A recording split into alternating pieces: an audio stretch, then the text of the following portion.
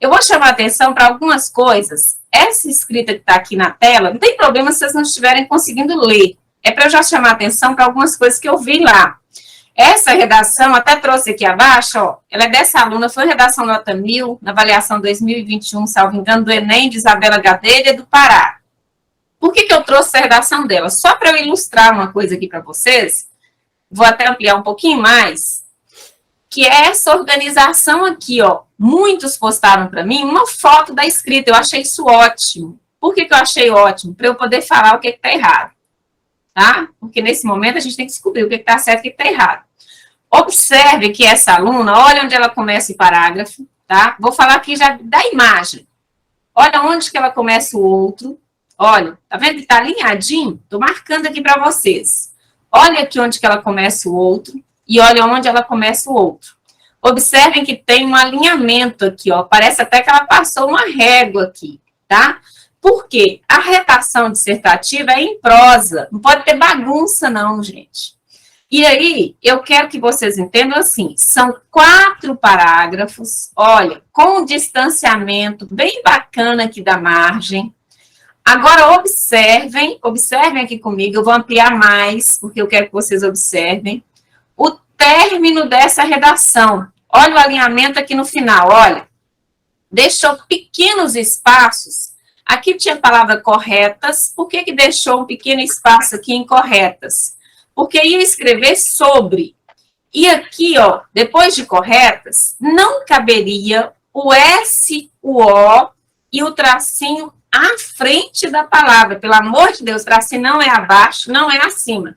É à frente da palavra, que é o tracinho que vai fazer a divisão, tá? Tem gente que acha que a palavra vai cair, coloca o tracinho abaixo para segurar a palavra. Não existe isso, não. Aí, o que acontece? Aqui tem que caber a sílaba da palavra dividida certinho e o tracinho.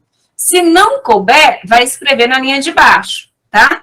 Porque é o único espaço que eu tenho que deixar aqui no final, para fazer a translineação. Vou dar um exemplo. Aqui, imagine que tivesse a palavra pássaro. Ah, então cabe a palavra pá, eu coloco um tracinho depois aqui da margem, um sá, lá embaixo, saro. A professora não falou que 2 S's brigam? Eles continuam brigando. Eles começaram a brigar lá do primeiro ao quinto, eles continuam brigando até hoje, vai brigar pro resto da vida. Vão brigar pro resto da vida. Os 2 S's, os 2 R's, tá? Então, a divisão de sílaba, ela tem que ser respeitada aqui no final. Não dá para dividir a sílaba certinho, colocar a escrita lá abaixo, deixa o espaço. A banca vai entender que não foi falta de alinhamento. Agora, a criatura de Deus mandou a redação para mim, que passa da margem, que termina antes, que vai para cá. Eu falei, que bagunça que é isso aqui? O texto está em prosa, não pode bagunçar, não. Não pode bagunçar, tem que ser bonitinho. Olha como que é bonitinha a estrutura dela aqui, ó. Olha, olha, tá vendo aqui, ó? Olha, bonitinha, tem que ser assim. Errou, ela fez certinho, ó. Passa o traço da palavra, escreve aqui à frente, tá? Então, desse jeito.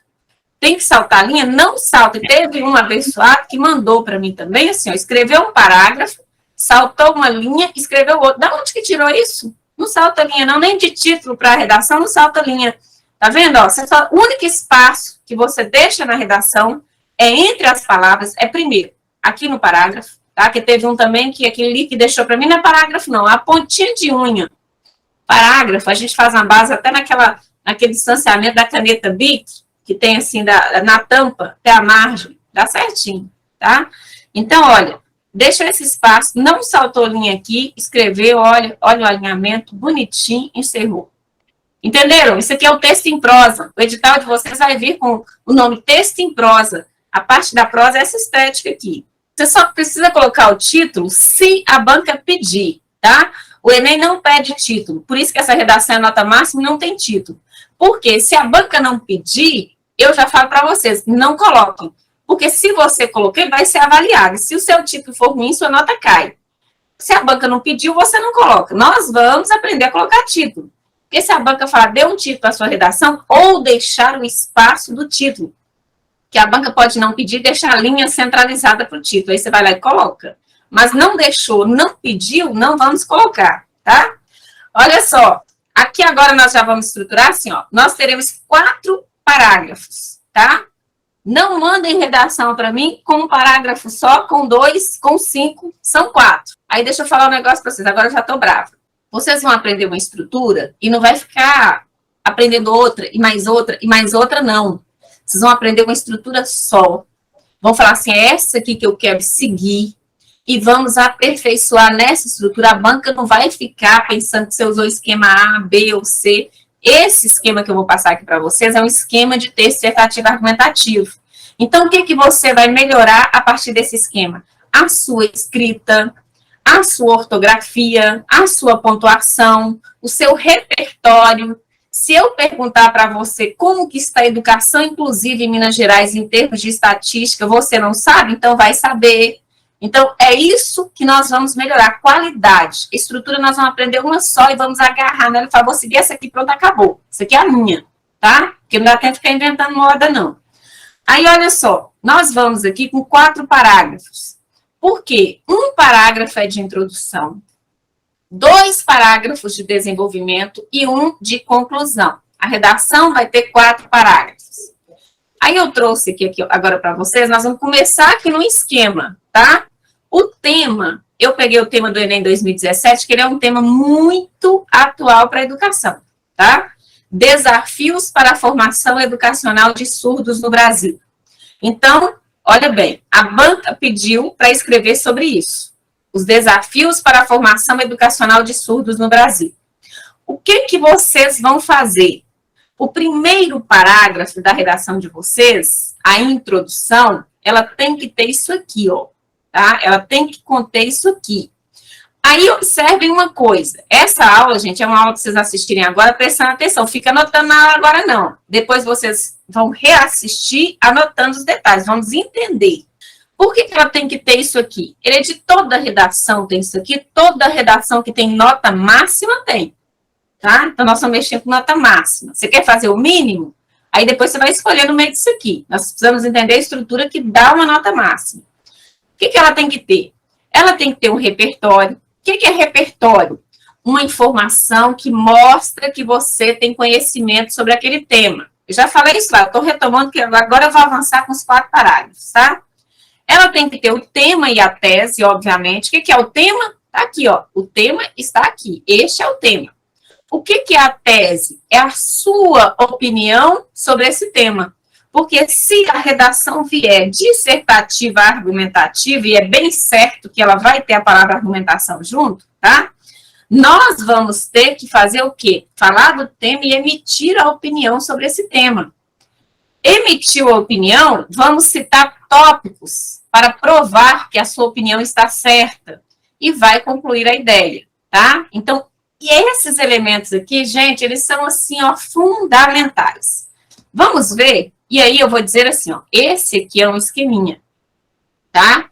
Vocês vão poder seguir, até aqui eu coloquei em vermelho, não tem problema não. Se vocês quiserem começar a redação de vocês a partir de hoje, dessa forma aqui, comecem. Vocês vão ver que eu vou jogar vários temas aqui, vocês podem começar tudo desse jeito.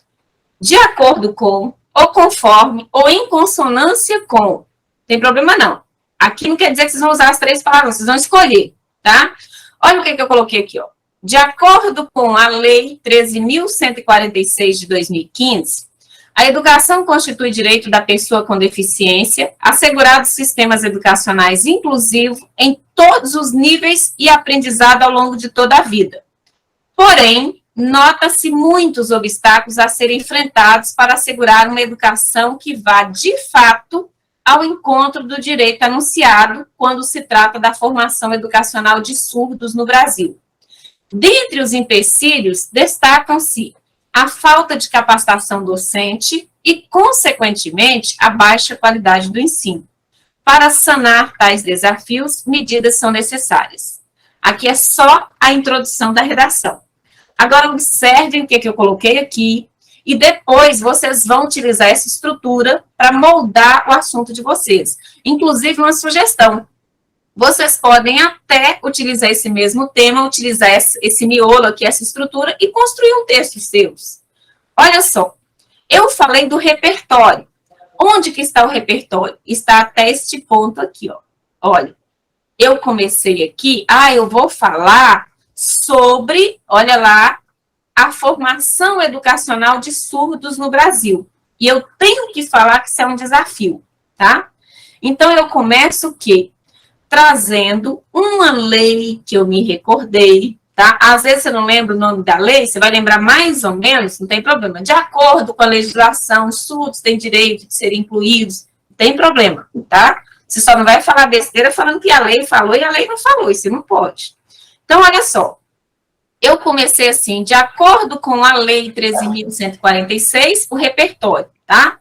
Isso aqui é informação que se relaciona com a educação dos surdos. Agora, vamos imaginar que o que eu tenho aqui é um livro.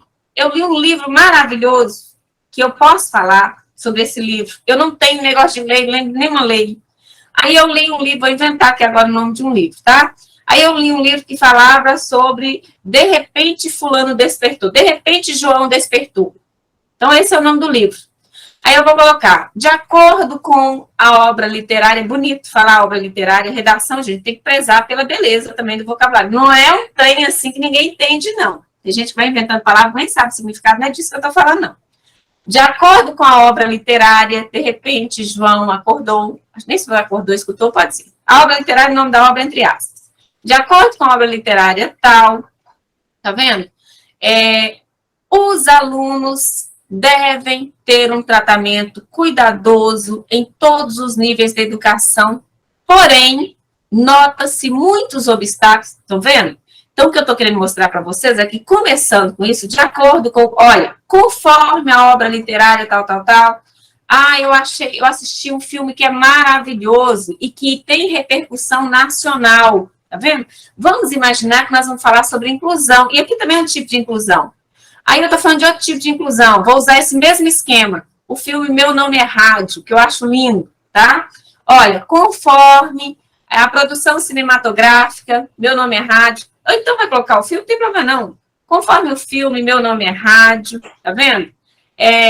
Vários passos são necessários para incluir, ou então, em consonância com o enredo da produção cinematográfica Meu Nome é Rádio, nota-se que incluir alunos em educação é um grande desafio.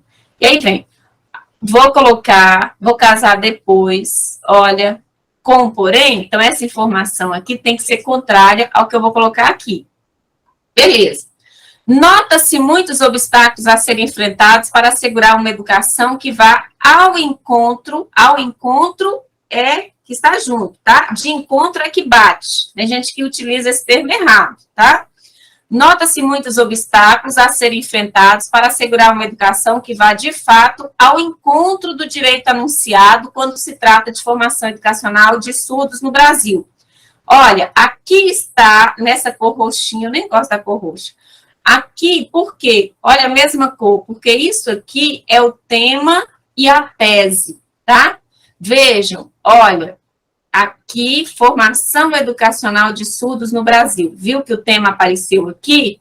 E a tese, minha opinião está aqui, que tem muitos obstáculos a serem enfrentados para assegurar uma educação que vai, de fato, ao encontro do direito anunciado. Até essa estrutura aqui, gente, vocês podem usar isso aqui, assim, muito como uma colinha, modificando algumas coisas. Tentem isso aqui em vários temas que dá certo. Dentre os empecilhos, destacam-se. Agora eu vou citar os tópicos. Olha, qual é o tópico? A falta de capacitação docente e, consequentemente, a baixa qualidade do ensino. Aí, esses tópicos aqui, ó, é o tópico número 1, que eu vou citar no próximo parágrafo, e o tópico número 2, que eu vou citar no outro parágrafo. Então, eu já tenho um guia aqui, ó.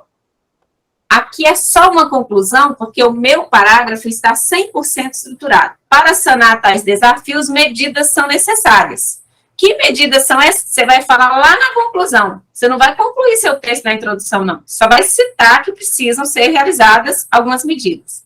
Heredia, eu posso terminar meu texto assim? Pode. Se você estiver falando de problema, pode usar essa mesma coisa aqui, ó. Para sanar tais desafios, medidas são necessárias. Pode repetir, tem problema não. Eu tenho aluno com nota 960 no Enem, repetindo a estrutura que eu passo. Eu falei da falta de capacitação docente. E eu falei da baixa qualidade do ensino. Então, eu vou falar de quê? Eu trouxe para cá, para tirar daquela bagunça. Olha, a falta de capacitação docente é um dos problemas que eu estou defendendo, que tem um desafio porque os professores não são capacitados e, consequentemente, a baixa qualidade do ensino. Então, significa que aqui eu vou falar que falta capacitação dos professores e a consequência disso é a má qualidade do ensino. Então, eu já tenho estruturado aqui a minha redação, tá? Está estruturadinha. Então, vamos ver. Olha, essas palavrinhas valem nota, tá? São elementos coesivos. Vocês vão ver que o edital vai trazer uma carga de nota, que se a redação, por exemplo, vamos supor que a redação vai valer 100, provavelmente isso aqui vai valer 20. Os elementos coesivos, os conectivos, texto, a tessitura vai tecendo, ó. Tem que ter uma relação assim, não pode ser uma coisa solta, não. Aqui é um conectivo. Nesse contexto desafiante, que contexto? Esse aqui lê lá atrás, tá vendo? Tá linkando. O que se observa na maioria das escolas é a falta de qualificação docente quando o assunto é o ensino de surdos. Olha, eu trouxe para cá. Olha, tá vendo? Então, eu trouxe o tópico para desenvolver aqui. Agora, o que está acontecendo na maioria dos textos? A pessoa escreve isso aqui e já vai falando que tem que capacitar os professores. Não faz isso não, criatura de Deus. Tá? Não faz isso. Aqui, você está provando que um desafio para realizar a educação de qualidade dos surdos, um desafio é a falta de capacitação que precisa ser vencida. Então, você vai provar que realmente é um problema. Então, aqui, ó, vocês vão falar de problema, que vocês não vão resolver nada, não. Onde que eu vou resolver? É de que eu tô doida para resolver? É lá no final. Só resolve no final. Se você tiver resolução, tá? Então, não fica com essa pressa, não. Nesse contexto desafiante, o que se observa na maioria das escolas é a falta de qualificação docente quando o assunto é o ensino de surdos. Embora a legislação preconize que a Libras deve ser disciplina curricular obrigatória nos cursos de formação de professores, o chão da escola, entre aspas, porque a palavra está no sentido figurado, o chão da escola está longe de receber isso nas práticas de seus profissionais.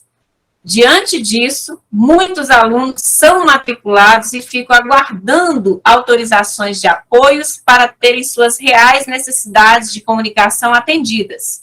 Esse desacerto precisa de ações mais precisas. Então, observe esse parágrafo, tá? Não fica enrolando, senão a banca vai falar que você é prolixo. Prolixo. Tem a palavra lixo dentro da palavra prolixo. Prolixo. A gente lê prolixo. O que é prolixidade? É a pessoa que enrola. A pessoa, você fala assim, fulano, você gosta de Minas Gerais? E aí a pessoa fala, ó, Minas Gerais tem muitos rios, tem muito sei o quê, tem muito sei o quê. Fulano, pelo amor de Deus, você gosta ou não gosta de Minas Gerais? E a pessoa já narrou para você uma história e não respondeu sua pergunta. Então, isso é falta de concisão, é falta de objetividade e é prolixidade, tá? Nós não vamos ser prolixos, nem dar espaço para isso. Então, olha só, o que tem aqui que a gente precisa entender? Nesse parágrafo, eu abri o parágrafo, retomando o tópico da introdução, olha como que é casadinho, tá?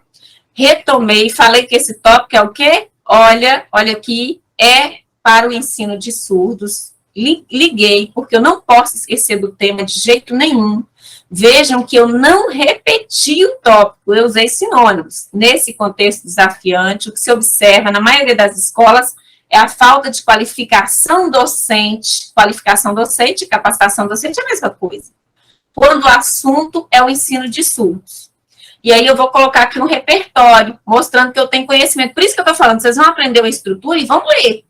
Ah, Heredi, mas eu não ia colocar isso aí que a legislação preconiza, que a Libras deve ser disciplina. Vai colocar que você vai estudar. Você vai se informar. Você tem que escrever bonito, porque senão a redação vai dar errado aí.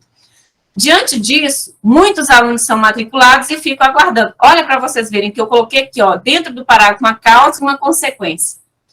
Agora, se eles não são capacitados, se os alunos ficam aí com os problemas, vejam que este parágrafo, ele tem um ponto final aqui, tá? Ele tem outro aqui. Então, vocês não vão escrever para mim um parágrafo de uma frase, pelo amor de Deus. O parágrafo do desenvolvimento, ele tem que ter o tópico frasal, que é a frase forte do início do parágrafo, está aí bem colocada, é sobre ela que você vai falar, tá? Nós vamos falar sobre o quê? Sobre a falta de qualificação docente, que está escrito aqui. Eu não posso colocar aqui que é importante fazer um bolo de cenoura e aqui eu vou falar de milkshake, tá? Não pode fazer isso, não. Quebra de coerência, isso é grave. Aí, ok, coloquei o tópico, vou desenvolver o tópico e aqui, ó, concluir a ideia. Todo parágrafo tem início, meio e fim. Esse desacerto precisa de ações mais precisas. Bonitinho. Agora eu vou continuar. Eu falei 2 tópicos. Falta de capacitação docente. Mostrei aqui, ó. Agora eu também falei da baixa qualidade do ensino. Vou falar aqui agora. Como resultado desse processo burocrático, olha para vocês verem. Que processo burocrático? Esse aqui que eu falei, tá? Porque é linkado. Instaura-se um ensino precário e excludente. O que é um ensino precário e excludente? É a baixa qualidade do ensino que eu estou trazendo para cá, ó. Tá vendo? O aluno matriculado, mas sem condições reais de acessar as ferramentas de ensino, fica perdido em sala de aula. O professor, sem conhecimento adequado, vê-se numa situação complicada que, muitas vezes, pode durar dias até que a burocracia seja atendida para a contratação de um suporte discente. Poderia fechar com outro ponto? Não necessariamente nesse parágrafo, porque o próximo já é a conclusão. E aí, o que nós temos aqui? O tópico frasal, observem, tá? O tópico fala de quê? Fala de um ensino precário e excludente. Mostra para nós por que tem essa precariedade e a exclusão? Mostra. Por quê? Porque o aluno, olha, está sem condições reais de acessar as ferramentas de ensino, então ele está excluído. O professor, sem conhecimento, vê-se numa situação complicada, que muitas vezes pode durar dias, ensino precário. Então, nós detalhamos aqui, exemplificamos. Estratégia que eu usei aqui para argumentar, exemplificação, tá? Diante das situações expostas, olha aqui para linkar, que situações? Essas duas aqui, ó. Olha a minha conclusão. Heredia, eu posso concluir com essa frase? Pode, tá? É sua frase, toma, que é sua. Ações são necessárias para que a formação dos surdos no Brasil seja de qualidade. Olha que eu retomei o tema, tá? O primeiro passo, agora que você está louco para concluir, está louca para concluir, vamos concluir. O primeiro passo deve ser dado pelas instâncias administrativas da educação, garantindo que em cada escola tenha, pelo menos, um profissional capaz de dialogar com surdos mudos. Num segundo momento, as superintendências e secretarias de ensino devem planejar anualmente, devido à rotatividade de professores, capacitações pedagógicas direcionadas ao atendimento educacional especializado. Somente assim será assegurado um sistema educacional inclusivo, conforme preconiza a legislação. Onde que eu vi esse negócio de sistema educacional inclusivo? Observem que essa frase, eu abri com ela, ó. A educação, cadê aqui, ó? A Lei 13.146 de 2015, olha, a educação constitui direito da pessoa com deficiência assegurado sistemas educacionais inclusivos. Então, eu ainda retomei a última coisa aqui. Ó. Não é fácil, não, eu tenho consciência que não é fácil. Eu tenho consciência. O que eu quero saber é se vocês entenderam a lógica de organização dela. Então, deixa eu só dizer a vocês. Eu quero demais, gente, pelo amor de Deus, que vocês tomem posse e que entrem lá na plataforma para falar que ficou em primeiro lugar, tá? Eu preciso demais dar conta, vocês não sabem o quanto que eu ainda pretendo me dedicar a vocês para que isso aconteça. Agora, eu não consigo fazer isso sozinha. Então, assim, você vai pensar assim, vai abdicar agora de algumas coisas? Vai. Ah, eu tenho feriado semana que vem. Você não tem feriado. Concurseiro não tem feriado. Concurseiro tem domingo, porque não pode surtar, tá? Não tem feriado. Ah, mas eu não vou me dedicar. Posso tirar um dia ali, equilibrar um pouquinho? Pode, mas assuma o compromisso de ser pelo menos um pouquinho de estudo. Concurseiro não tem feriado. Concurseiro não tem férias, tá? Quem tem férias é quem toma posse. Beijo para vocês. Fiquem com Deus, tá?